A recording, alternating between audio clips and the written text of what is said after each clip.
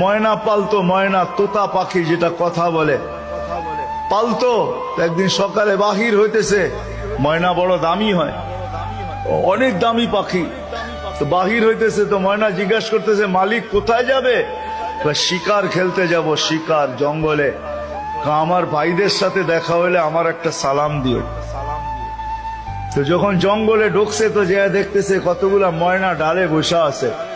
তো নিজের ময়নাটার সালামের কথা মনে উঠছে, তো ডাক দিয়া কইতেছে শুনো, তোমাদের মতো একটা ময়না আমার বাড়িতেও আছে,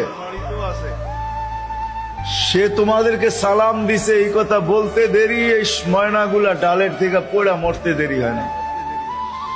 তার মন খারাপ হয়ে গেছে যে ওর সালামে এমন কি বিষ মিশানো ছিল যে এত দামি দামি 12-13টা ময়না মরে গেল। তো শিকার না খেলেই বাড়িতে চলে আসছে। তো ময়না জিজ্ঞাসা করছে মালিক এত তাড়াতাড়ি ফিরলে, হাতে তো কোনো শিকার দেখি না।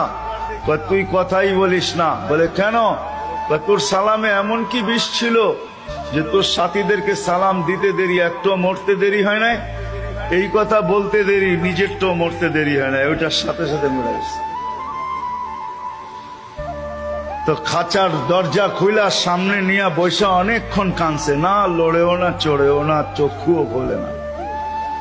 আর কতক্ষণ কানবে?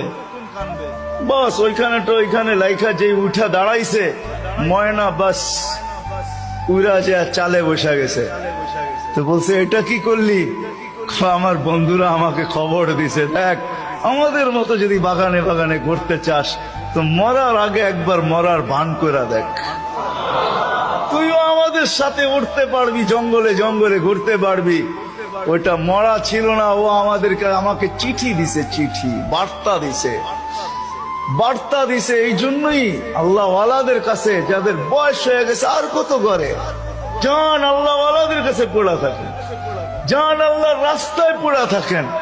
মা বোনদেরকে বলবো জান মুসল্লায় পড়া থাকেন।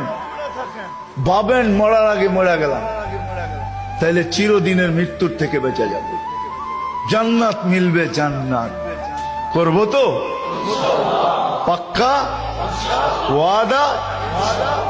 আল্লাহ আমাদেরকে আমল করার তৌফিক দান করেন। ওয়া মা আলাইনা ইল্লাল বালাগ।